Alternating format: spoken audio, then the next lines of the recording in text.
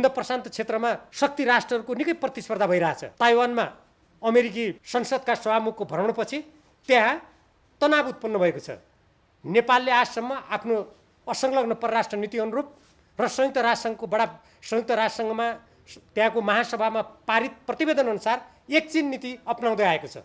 त्यहाँ त्यत्रो घटना घटेको छ, सरकार केही पनि बोल्दैन। किनभने नेपालको स्वतन्त्र असंलग्न परराष्ट्र नीति अनुरूप अगाडि बढ्ने, शक्ति राष्ट्रको कुनै पनि द्वन्द्वमा नेपाललाई जान नदिने त्यो दृढता यो सरकारमा छैन। तर यो सरकार के गर्छ यति बेला? अब चुनावको घोषणा गर्ने दिन सल्लाहकारको लर्को लगाउँछ र नियुक्त गर्छ।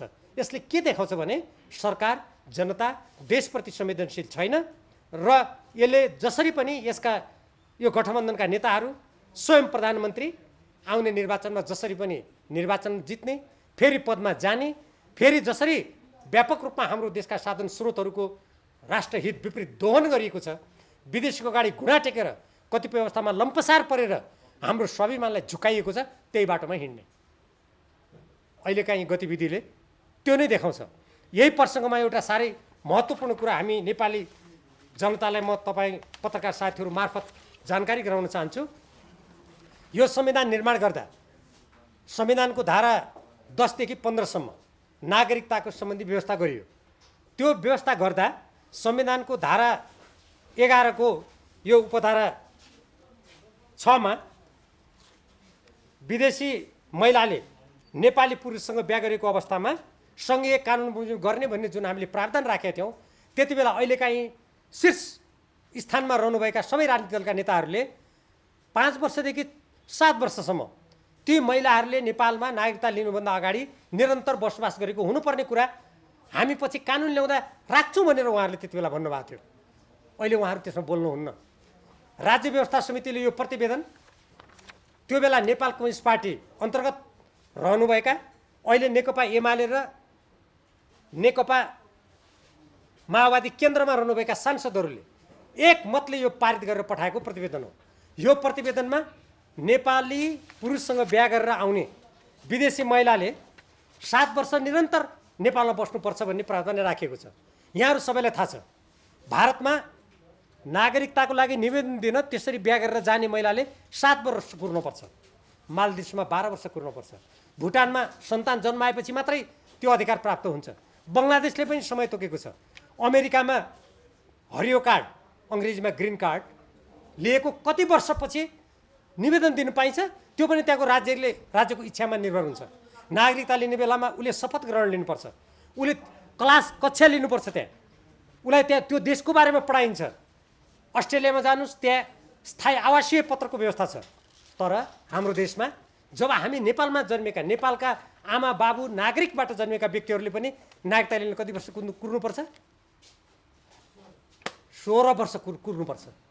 अनि विदेशी नागरिकले बिहा गरेर आउँदैमा तुरुन्तै नागरिकता दिनुपर्ने यो जनसङ्ख्याको राजनीतिबाट नेपालको अस्तित्वलाई समाप्त गर्ने चक्रव्यूहको एउटा हिस्सा हो।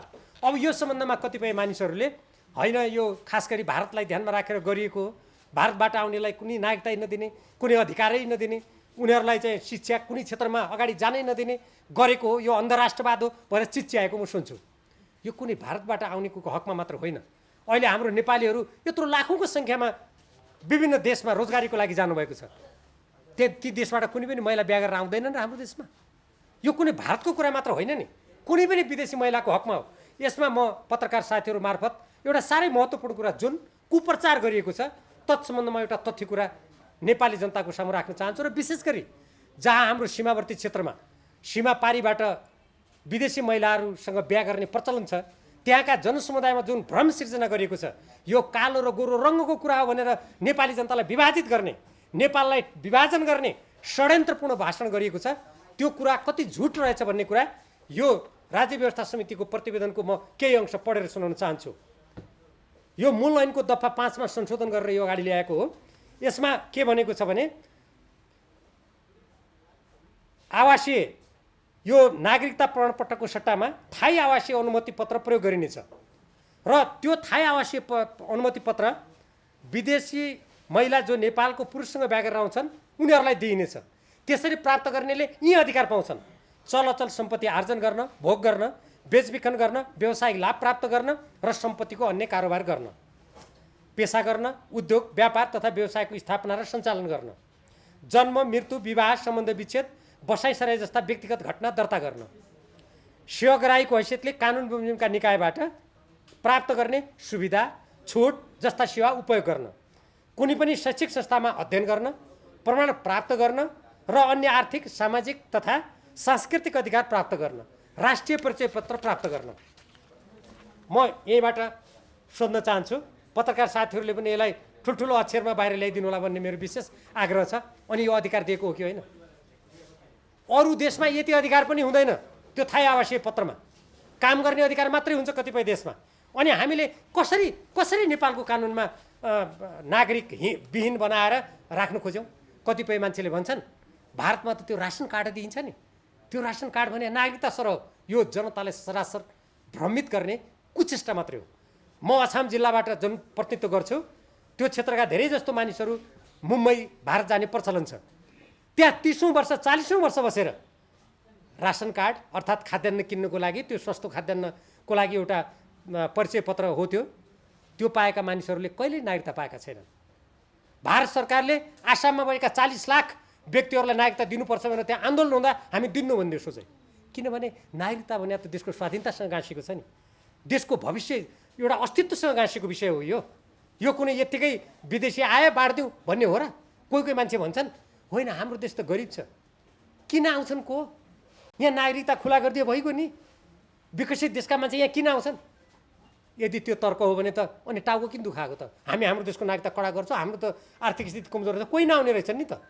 अनि हामी कडा बनाउँछौँ भन्दा किन विरोध गरे त? त्यसो भए यो के हो भने नेपालीहरूलाई नेपालमा अल्पमतमा पार्ने, हाम्रो देशको स्वाधीनतामा आँच पुर्याउने षड्यन्त्रको कुप्रचार मात्रै हो। यस्तो कुरामा यो गठबन्धन सरकार संवेदनहीन भयो। उसले यो राज्य व्यवस्था समितिको 22 महिना 2 वर्ष लगाएर अध्ययन गरेर पठाएको प्रतिवेदनलाई उसले अगाडि बढाएन। उसले त्यहाँ हतारमा प्रतिनिधि सभाबाट राति 8:30 बजे यो नागरिकता सम्बन्धी विधेयक पारित गर्यो। यो मैले अहिले किन राखेको हो भने यो निर्वाचनसँग पनि गाँसिन्छ। किनभने नागरिकहरूले मतदान गर्ने हो। जब विदेशी नागरिकको बाहुल्यता हुन्छ त्यति बेला कतिपय देशले आफ्नो स्वतन्त्रता गुमाएका कुरा हामीले त देखेकै छौँ नि।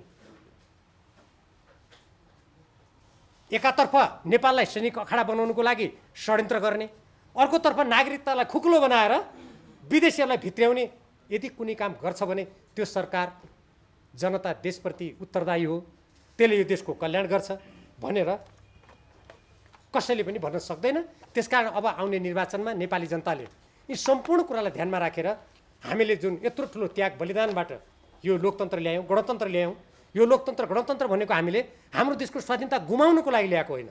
हामीले पराधीन हुनुको लागि, कसैको सैनिक अखाडा बन्नुको लागि, कुनै शक्ति राष्ट्रको पिछलग्गु भएर नेपाली जनताको स्वाभिमान गुमाउनुको लागि यो परिवर्तन ल्याएको हो र? होइन नि। हामीले त असमान सन्धि समझौतालाई समाप्त गर्ने, हाम्रो स्वाभिमानलाई बलियो बनाउने, हाम्रो राष्ट्रलाई आर्थिक रूपमा समृद्ध बनाउने, आज लाखौँ नेपालीहरू मुगलान पसेर विदेशीको धरतीमा पसिना चुहाइरहेका छन्, त्यो नगर्नुको लागि हामीले ल्याएका हौँ। त्यसैले नेपाली जनताले अवश्य पनि आउने आम निर्वाचनमा यी सबै कुराले ध्यानमा राखेर आफ्नो मतको सदुपयोग गर्नुहुनेछ भन्ने मलाई पुरा विश्वास छ। र पत्रकार साथीहरूले यत्रो ठुलो सङ्ख्यामा यी कुराहरूलाई महत्त्वका साथ अगाडि बढाइदिनुहुनेछ भन्ने मैले विश्वास गरेको छु। धन्यवाद।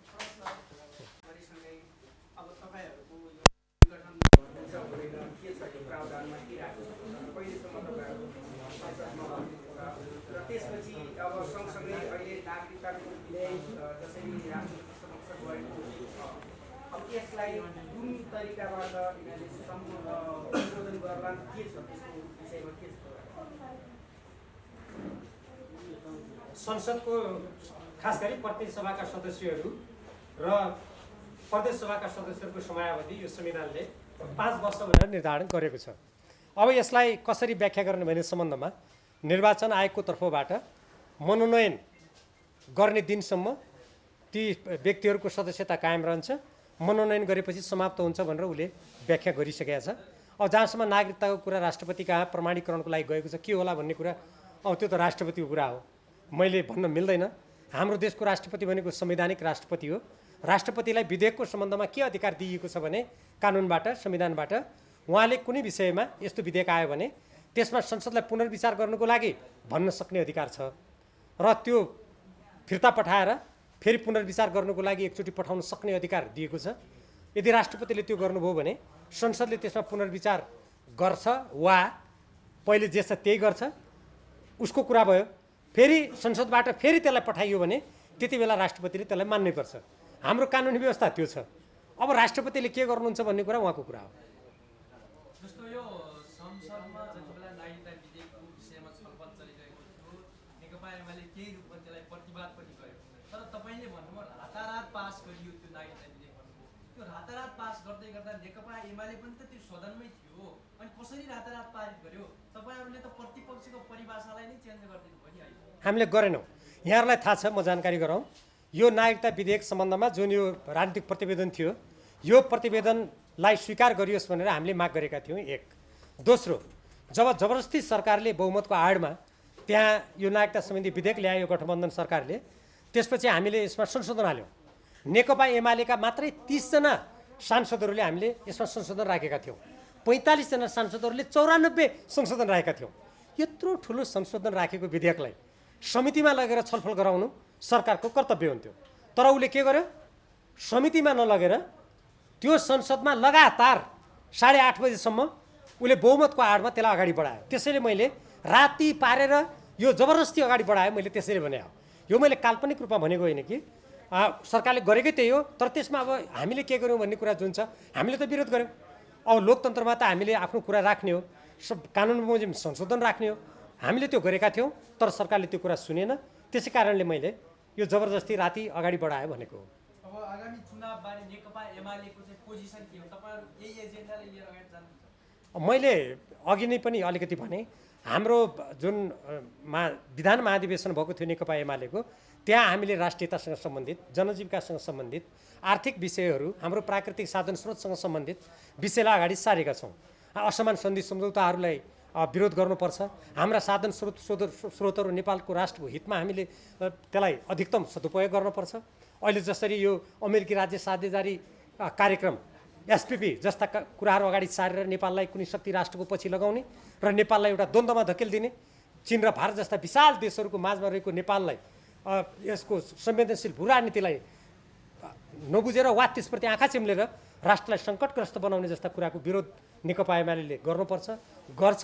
र यसले नेपाली जनता, नेपाल र हाम्रो स्वतन्त्र परराष्ट्र नीति, हाम्रो राष्ट्रिय सुरक्षा नीतिको पक्षमा जनताको बिचमा आफ्ना कुराहरू लिएर जनतासँग मत माग्नुपर्छ भन्ने लाग्छ मलाई। मान्यज्यू, तपाईँलाई एउटा आरोप लाग्ने गर्छ, तपाईँले हेर्नुहुन्छ होला, त्यो आरोप तपाईँलाई पनि थाहा होला। जुन कुनै विषय आउँछ अत्यन्तै चर्को स्वरमा विरोध गर्नुहुन्छ, खबरदारी गर्नुहुन्छ र तपाईँ केवल चर्चामा आउनको लागि, लोकप्रिय हुनको लागि, सामाजिक सञ्जालमा छाउनको लागि त्यस्ता विषयहरूमा चर्चा गर्नुहुन्छ, विरोध गर्नुहुन्छ भन्ने आरोप लागेको छ। कसरी खण्डन गर्नुहुन्छ यसलाई? मलाई यो कुरा सुन्दा हाँसो लाग्छ। किन भन्नुहुन्छ भने, जस्तो उदाहरणको लागि सबभन्दा पहिलो कुरा हो, अमेरिकी कार्यक्रम अङ्ग बनाएर हाम्रो संविधानको धारा 51 ड मिचेर यसलाई एउटा शक्ति राष्ट्रको सैनिक अखाडा बनाउन खोजियो। अब त्यो कुनै पनि देशभक्त नेपालीले विरोध गर्ने कि नगर्ने? म मात्र होइन, अरूले पनि धेरैले विरोध गर्नुभएको छ। मैले निर्भीकताका साथ अलि तथ्यहरू ल्याएँ होला, बेग्लै कुरा हो होइन। त्यस्तै नागरिकता विधेयक सम्बन्धी कुराहरूमा राज्य व्यवस्था समितिले यत्रो 2 वर्ष लगायो। त्यसलाई सरकारले मान्नुपर्छ भन्ने कि नभन्ने? हिन्द प्रशान्त रणनीतिको अङ्ग हो यो अमेरिकाको राज्य साझेदारी कार्यक्रम भन्ने कुरा स्वयं यो देशको नेपाली सेनाको प्रधान सेनापतिले भन्नुभयो। नेपाल सरकारले त्यो कुरा सुनोस्, त्यो पत्र लिएको नेपाली जनतालाई देओस् भन्ने कि नभन्ने? त्यसकारण हेर्नुहोस्, नेपालको संविधान, लोकतन्त्र, राष्ट्रको हक हितको लागि बोल्नु प्रत्येक नागरिकको कर्तव्य हो। हाम्रो संविधानको धारा यो जुन हामीले यो नागरिक कर्तव्य र अधिकारको कुरा उल्लेख गरेका छौँ, त्यसमा नागरिक कर्तव्यमा के भनेको छ भने नेपालको स्वाधीनता, स्वतन्त्रता, अखण्डता, हितको पक्षमा बोल्नु प्रत्येक नागरिकको कर्तव्य हो। यहाँको भौतिक साधन स्रोतको सुरक्षा गर्नु प्रत्येक नागरिकको कर्तव्य हो भने, अब त्यो पक्षमा बोल्दा किन बोल्छ भने कसैले भन्यो भने म त्यसको अर्थ कसरी लगाउँछु भने यो नेपालको सिमाना मिच्यो, नेपाललाई असंलग्न परराष्ट्र नीतिमा हिँडौँ भन्दा कोही मान्छेले त्यसो भन्यो भने त्यसको अर्थ के हुन्छ भने यसो कसैले नभन्दैदेखि सिमाना पनि सजिलै मिच्न सकिन्थ्यो, नेपालमा शक्ति राष्ट्रहरूको पछि नेपाललाई पुच्छर बनाउन सकिन्थ्यो। यो बोलेर यो विषयलाई रोक्यो भनेर ती मान्छेहरूको मथिङ्गल अलिकति चक्राएर त्यस्तो खालको प्रचार गर्ने गरेको हो जस्तो मलाई लाग्छ। त्यसमा कुनै सत्यता छैन। मैले इमान्दारीका साथ सांसद हुँदाखेरि पार्टीको सदस्य हुँदा जे शपथ खाएको छु नि त्यो शपथ र नेपालको संविधानको नागरिक कर्तव्य मैले निर्वाह गरेको हो। अब अरूले कर्तव्य निर्वाह गर्दैनन् भने त्यो उनीहरूको दोष हो। तपाईँ करिब आधा दर्जन पटक मन्त्री बन्नुभयो, उपप्रधानमन्त्री बन्नुभयो, 51 सालदेखि समय समयमा गरेर सांसद हुनुहुन्छ, शीर्षस्थ नेता हुनुहुन्छ। देशको आज जुन अवस्था छ, जुन हालत छ, तपाईँको पनि त भूमिका महत्त्वपूर्ण होला। तपाईँलाई आत्मग्लानी छ आज देशको यो अवस्था हुनुमा? मैले प्रत्येकचोटि आधा दर्जन त होइन तर म केही पटक भएको हो, तर त्यो बेला म कस्तो बेला भएको भने 51 सालको कुरा गर्नुहुन्छ भने 9 महिने कार्यकाल, 54-55 को कुरा गर्नुहुन्छ भने चुनावी सरकार गिरिजाप्रसाद कोइराला प्रधानमन्त्री हुनुहुन्थ्यो, त्यो बेला जम्मा 5 महिना। त्यसपछिको कुरा गर्नुहुन्छ भने शान्ति प्रक्रियाको बेलामा बहुमतको सरकार होइन 7 दल राजनीतिक दलहरूको सरकार थियो। सबभन्दा पछिल्लो कालमा केपी ओलीजी प्रधानमन्त्री हुनुभएको बेलामा पनि 5-6वटा राजनीतिक दलहरू थिए। त्यो कुनै एक दलको सरकार र आफ्नो कानुन नियम कार्यक्रम लागू गर्ने बेला थिएन। तर पनि मैले त्यति बेला त्यति बेला मैले त्यो बेला म गृहमन्त्री हुँदाखेरि यहाँहरूलाई थाहा छ देशको शान्ति प्रक्रियामा माओवादी सेनाका पूर्व लडाकुहरूलाई शान्ति प्रक्रियामा ल्याउने, राष्ट्रिय सुरक्षा नीति लागू गर्ने त्यो काम मैले गरेँ होइन। तर मैले प्रमुख व्यक्ति भएर जस्तो देशको प्रधानमन्त्री या पार्टीको प्रमुख भएर मात्रै देशलाई सिङ्गै रूपमा दिशानिर्देशन दिन सक्ने हो। मैले त उनीहरूको मातहतमा रहेर काम गर्नुपर्ने हो। तर पनि मैले मातहतमा काम गर्दा राष्ट्रको पक्षमा चाहे त्यो नाकाबन्दीको बेला होस्, चाहे राष्ट्रिय सुरक्षा नीति ल्याउने कुरा होस्, चाहे सीमाना सुरक्षा गर्ने कुरा होस्, मैले आफूले इमान्दारीका साथ त्यो कर्तव्य निर्वाह गरेको छु। र मैले कहीँ पनि अहिले जस्तो कतिपय मानिसहरूले राष्ट्रको हित विपरीत काम गरेका छन् त्यो मैले गरेको छैन। त्यसकारण मैले आफ्नो गरेको काममा म गौरव अनुभव गर्छु, गलानी गर्नुपर्ने केही पनि छैन। धन्यवाद। मान्छेज्यू, अब त्यसमा अब तपाईँहरू पार्टीमा अब यो अब आउने चुनावी तयारीमा तपाईँहरू गठबन्धनमा जानुहुन्छ या कस्तो तालमेल हुन्छ, के तयारी गर्नु भएको छ, केही त कुराहरू भएको होला नि? तालमेलको सम्बन्धमा मैले अघि नै संविधानको धारा 269 को पनि मैले चर्चा गरेँ। अब नेकपा एमाले के निर्णय गर्छ भन्ने कुरामा अहिले कुनै बैठक भएको छैन होइन। अब बैठकपछि छलफल होला। तर मेरो धारणा के छ भने नेपालको संविधानको धारा 269 बमोजिम राजनीतिक दलले समान विचारधारा समान दर्शन भएकोसँग मात्रै त्यसरी जान मिल्छ। विपरीत विचार भएकाहरूसँग तालमेल गर्नु भनेको सिद्धान्तहीन संविधान विपरीत कुरा हो भन्ने मेरो धारणा हो। अब नेकपा एमालेको त बैठक हुनु बाँकी छ। जुन लोकतन्त्र अपनाएका छौँ यो लोकतन्त्र बहुदलीय प्रणालीमा आधारित छ। बहुदलीय प्रणालीमा राजनीतिक दलहरूले आपसमा प्रतिस्पर्धा गर्छन्, आफ्ना नीति कार्यक्रम जनताको बिचमा लैजाने र जनताको मतको आधारमा शासन सञ्चालन गर्ने हाम्रो परिपाटी हो। हामी सबैलाई थाहा छ नेपालको संविधान हामीले दुई पटक संविधान सभाको निर्वाचन गरेर निर्माण गऱ्यौँ। त्यो संविधानको धारा 269 मा समान दर्शन विचारधारा कार्यक्रम भएका मानिसहरू एक ठाउँमा आउँछन् र राजनीतिक दल बन्छ। त्यो राजनीतिक दलले निर्वाचन आयोगमा आफ्नो विधान र अघि मैले चर्चा गरेको विचार सिद्धान्त कार्यक्रमको आधारमा आफ्नो घोषणापत्र पनि त्यहाँ दर्ता गर्नुपर्छ। राजनीतिक दलहरूले त्यसैको लागि काम गर्नुपर्छ भन्ने यो नेपालको संविधानको धारा 269 मा स्पष्ट रूपमा उल्लेख छ। तर हामीले देख्यौँ स्थानीय तहको निर्वाचनमा विपरीत सिद्धान्त भएका राजनीतिक दलहरूले तालमेलको नाममा निर्वाचनमा लोकप्रिय मत मागेसँगै यो नेपालको संविधानको विपरीत छ। हामी जुन अभ्यास गरिरहेका छौँ बहुदलीय अभ्यास, त्यो बहुदलीय अभ्यासको विपरीत छ। साँच्चीकै भन्ने हो भने यो एक प्रकारको निर्दलीय अभ्यास हो। अब आउने आम निर्वाचनमा राजनीतिक दलहरूले के गर्छन् हेर्नुपर्छ। तर अहिलेसम्म 5 दलीय गठबन्धनका बैठकहरू हेर्दा ती राजनीतिक दलहरूले विपरीत सिद्धान्त हुँदाहुँदै पनि तालमेल गर्ने कुरा अगाडि सारेको हामीले पाएका छौँ। यसरी आम निर्वाचनमा विपरीत सिद्धान्त भएका राजनीतिक दलहरूले तालमेलको कुरा गर्ने कुरा यो नेपालको संविधानको धारा 269 को विरुद्धमा छ। र अहिले जो नेताहरू ती 5 दलका सबभन्दा माथिल्लो तहमा हुनुहुन्छ उहाँहरूले के कुरा सम्झना गर्नुपर्छ भने नेपालको संविधान निर्माण गर्ने बेलामा मसौदा गर्ने बेलामा उहाँहरूले यो दलीय प्रतिस्पर्धामा जनताको मत निश्चित विचारधारा दर्शन र कार्यक्रमको आधारमा माग गर्ने कुरा प्रति उहाँहरूको प्रतिबद्धता थियो भन्ने कुरा यति बेला उहाँहरूले स्मरण गर्नुपर्छ। हुन त राजनीतिमा विकृतिको डङ्गुर भएको अहिले काठमाडौँमा जुन फोहोरको डङ्गुर लागेको छ नि, मलाई त कहिलेकाहीँ कस्तो लाग्छ भने यो काठमाडौँको फोहोरको डङ्गुर यो सरकारको राजनीतिको फोहोरको डङ्गुरको प्रतीकात्मक स्थिति हो जस्तो लाग्छ।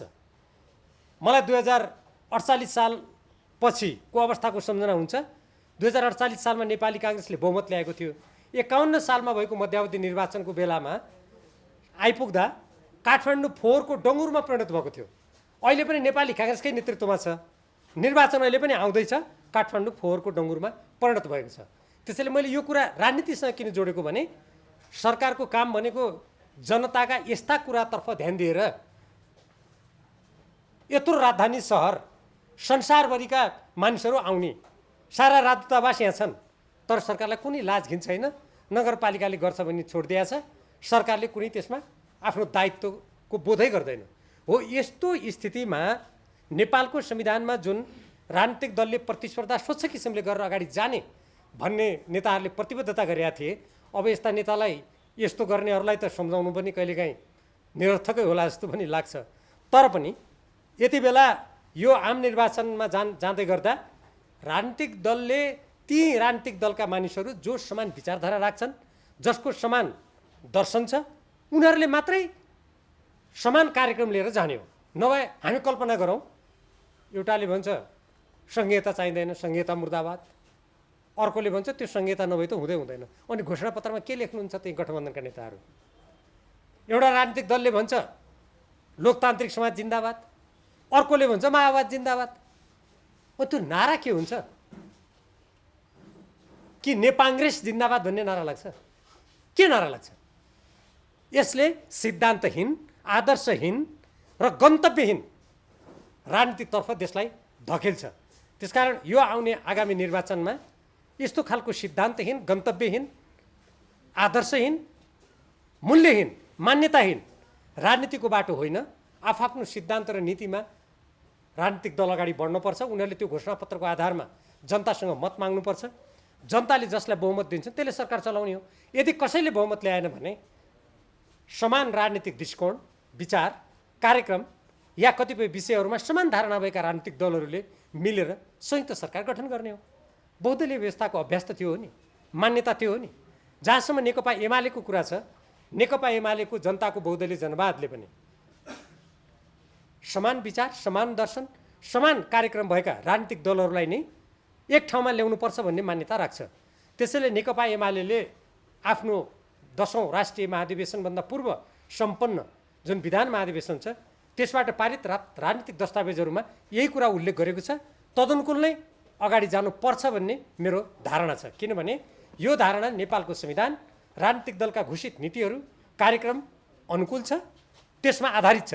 निर्वाचन आयोगमा जुन जुन राजनीतिक दलले आफ्नो घोषणापत्र दर्ता गर्नुभएको छ ती घोषणापत्र हेरौँ त, त्यहाँ उहाँहरूले के लेख्नु भएको छ? अनि एउटाले भन्छ म पूर्व जान्छु, अर्कोले भन्छ पश्चिम जान्छु, अनि भन्छन् हामीसँगै गएर मत माग्छौँ। यो घोर अवसरवाद हो। अवसरवादले देशलाई कुनै पनि गन्तव्यमा पुर्याउँदैन, त्यो राजनीतिलाई स्वच्छ बाटोमा पनि लाग्दैन, त्यसलाई विकृत ल्याउँछ र अन्ततः गएर दुःख पाउने जनता हुन्छन्, क्षति बेहोर्ने देश हुन्छ। त्यसैले नेकपा एमाले पनि तदनुकूल नै अगाडि बढ्नुपर्छ भन्ने मेरो धारणा छ। अब भर्खरै निर्वाचनको घोषणा गर्दा गर्दै नेपाल सरकारले केही सचिवहरूको सरुवा गरेका छ, कतिपय नियुक्ति गरेको छ। हामी विधिबाट चल्छौँ, कानुनी शासनबाट चल्छौँ र हामी देशलाई राजनीतिक स्थायित्व दिन्छौँ, सुमार्गमा लैजान्छौँ भनेर यो सरकार गठन भएको थियो। र हामीले त्यति बेला प्रतिनिधि सभा भङ्ग गर्नु हुँदैन किन भनेका थियौँ भने नेपालको संविधानले प्रतिनिधि सभालाई विकल्प छौन्जेल विघटन गर्नुहुन्न भन्ने मान्यता राखेका थियो। सबै राजनीतिक दलहरूले त्यो संविधानको मसौदा गर्दा त्यसमा सहमति जनाएका थिए। म पनि त्यो मसौदा गर्ने समितिको सदस्य थिएँ त्यति बेला, मलाई त्यो कुराको सम्झना छ। त्यो उद्देश्यले त्यो गरिएको थियो। तर यो सरकारले सरकार गठन भएको यत्रो समयसम्म केही पनि नगर्ने, मिलेनियम च्यालेन्ज कर्पोरेसन एमसिसी जस्तो सम्झौतालाई रातारात हल्लाको बिचमा सङ्घीय कानुन नल्याई यत्रो देशभक्त नेपालीको आवाजलाई व्यवस्था गरेर त्यसलाई अनुमोदन गर्ने, अमेरिकी राज्य साझेदारी कार्यक्रम, अमेरिकाको उटा राज्यसँग त्यहाँको सुरक्षा अङ्गलाई नेपालमा, त्यहाँको सुरक्षाकर्मीलाई नेपालमा अखाडा बनाउन दिएर नेपालको स्वतन्त्र परराष्ट्र नीति, असंलग्न परराष्ट्र नीति, पञ्चशीलका सिद्धान्त, आफ्नो स्वतन्त्रतापूर्वक आफ्नो राष्ट्रिय हितलाई सर्वोपरि ध्यानमा राखेर संयुक्त राष्ट्रको बडापत्र विश्व शान्तिलाई समेत मनन गरेर अगाडि बढ्नुपर्ने मान्यता विपरीत त्यो राज्य साझेदारी कार्यक्रमलाई अगाडि बढाउन खोज्ने देशभक्त नेपालीहरूको विरोध, व्यापक सञ्चार जगत, नेपाली जनता, सांसद धेरैको विरोधको कारणले गर्दा त्यो राज्य साझेदारी कार्यक्रमलाई अगाडि नबढाउने भन्न सरकार बाध्य भयो। हामी सबैलाई थाहा छ। मन्त्री परिषदले निर्णय गर्यो, अमेरिकालाई पत्र पठायो भनेको छ, त्यो पत्र नेपाली जनताका सामु ल्याउनुपर्छ, नेपाली जनताले थाहा पाउनुपर्छ भन्दा यो सरकार अहिलेसम्म बाहिर ल्याउँदैन। अनि यसका मन्त्रीहरू के भन्नुहुन्छ भने होइन यो पत्र ल्या भनेर हामीले अविश्वास गरेको। मलाई यो जवाब सुन्दा आश्चर्य पनि लाग्यो, दुःख पनि लाग्यो। किनभने यो लोकतन्त्रमा सरकार जनताप्रति उत्तरदायी हुन्छ, संसदप्रति उत्तरदायी हुन्छ। संसदले मागेको पत्र, जनताले हेर्न चाहेको पत्र राष्ट्रको स्वाधीनता स्वतन्त्रतासँग सम्बन्धित छ भने त्यो जनतालाई देखाउन नपर्ने कारण के? त्यो पत्र विदेशीले हेर्न हुने, विदेशी दूतावासका कर्मचारीले पढ्न हुने, अनि हामी यो देशका नेपाली जनताबाट निर्वाचित सांसदहरूले हेर्न नहुने, अन्तर्राष्ट्रिय सम्बन्ध समितिले हेर्न नहुने, राज्यका नीति निर्देशक सिद्धान्त अनुगमन सम्बन्धी समितिले हेर्न नहुने, नेपाली जनताले हेर्न नहुने यो तर्क सरकारको विदेशी भक्ति गरेर शक्ति आर्जन गरेर आफ्नो स्वार्थपूर्ति गर्ने दृष्टिकोण बाहेक यो केही पनि होइन।